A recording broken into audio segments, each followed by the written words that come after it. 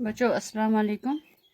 آج ہم 7ویں جماعت کی اردو کتاب سے ایک سبق پڑھ رہے ہیں۔ سبق کا نام ہے برزہامہ کی تاریخی اہمیت۔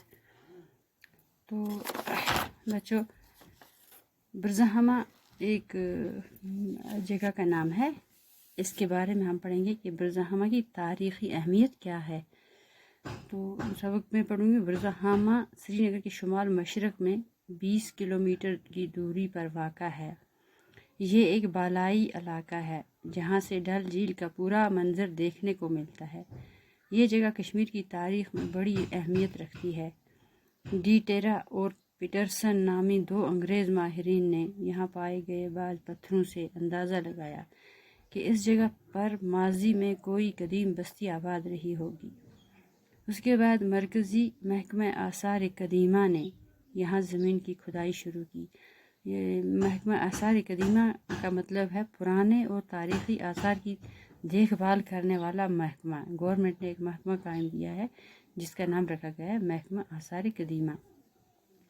پھر کیا تھا، انسان کی تلاش و جستجو نے مٹی کاٹ کر اور زنگ کھرچ کر ایسے آثار دریافت کیے جو ایک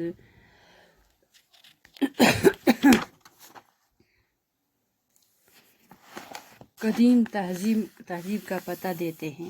ماہرین کا خیال ہے کہ یہاں قبل تاریخ دور کی بستی آباد رہی ہے۔ قبل تاریخ دور کہتے ہیں کہ 2000 قبل مسیح کا زمانہ، 2000 قبل مسیح کا زمانہ جو ہے اسے قبل تاریخی دور کہتے ہیں،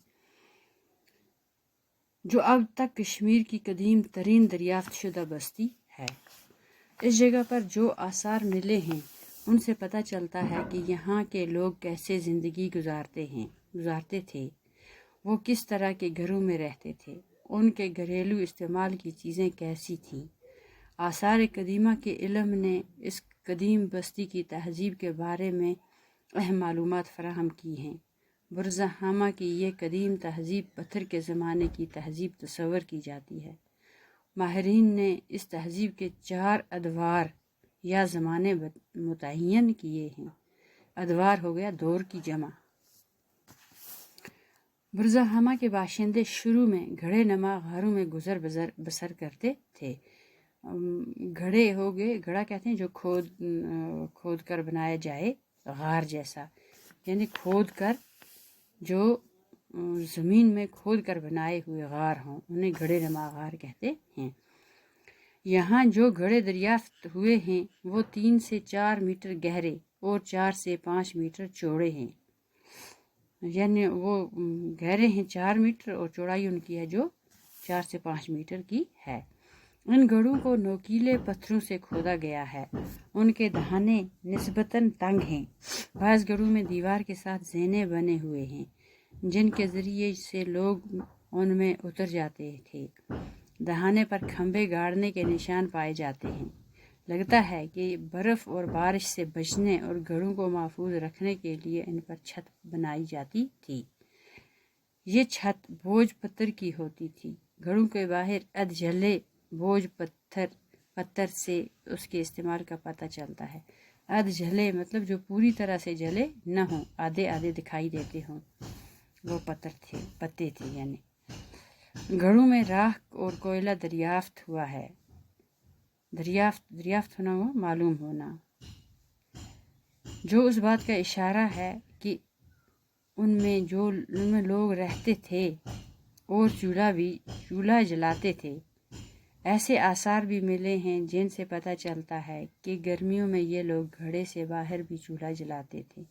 کشمیر کے یہ قدیم باشندے گھڑوں میں شاید اس لیے رہتے تھے کہ موسم سرما کی شدید سردی اور برف باری سے محفوظ رہیں۔ ابتدائی دور میں یہ لوگ مٹی کے برتنوں کا استعمال کرتے تھے۔ یہاں جو برتن دریافت ہوئے ہیں وہ بے ڈھنگ ہیں۔ سیاہ مائل رنگ کے ان برتنوں کی باہری سطح پر گھاس کی بنی چٹائیوں کے نشانات تھے۔ چٹائی کہتے ہیں گھاس کی بنی چٹائی، یہ پرانے زمانے میں ہوا کرتی تھی، جیسے آج کل ہم کمروں میں میٹنگ ڈالتے ہیں، لاتے ہیں بازار سے میٹنگ ڈالتے ہیں، تو پرانے زمانے میں خود ہی گھاس سے بنائی جاتی تھی چٹائیاں، وہ ڈالتے تھے۔ ہاتھ سے بنائے گئے ان برتنوں کو سکھانے کے لیے شاید چٹائی پر رکھا جاتا تھا۔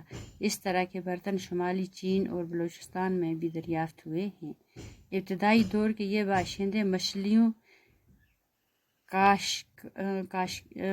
کا شکار بھی کرتے تھے۔ یہ لوگ ہڈیوں کے آلات تیار کرنے میں بھی مہارت رکھتے تھے۔ یہاں پر ہڈیوں کے بنے ہوئے مچھلیاں پکڑنے کے کانٹے، سوئیاں، آری، چاقو، زمین کھودنے کے ہتھیار وغیرہ ملے ہیں۔ یہاں پتھر کے اوزار بھی ملے ہیں۔ تانبے سے بنی بعض چیزیں ماہرین کے خیال میں یا تو یہاں چین سے آئی ہیں یا پھر چینی سامان کو دیکھ کر بنائی گئی ہیں۔ تو بس آج بچوں اتنا ہی۔ اس کے بعد ہم کل اس کے آگے اس کے بعد برزہامہ کی قدیم بستی کا دور آتا ہے، دوسرا دور آتا ہے، تو اس کے بعد پڑھیں گے۔ اب یہ جہاں تک آج پڑھا آپ سے یاد کریں گے اور اپنی جو مشکل الفاظ ہیں وہ اپنی کاپی پہ لکھیں گے، یاد رکھیں گے۔ کل انشاءاللہ پھر ہم اس کا اگلا حصہ پڑھیں گے۔ شکریہ۔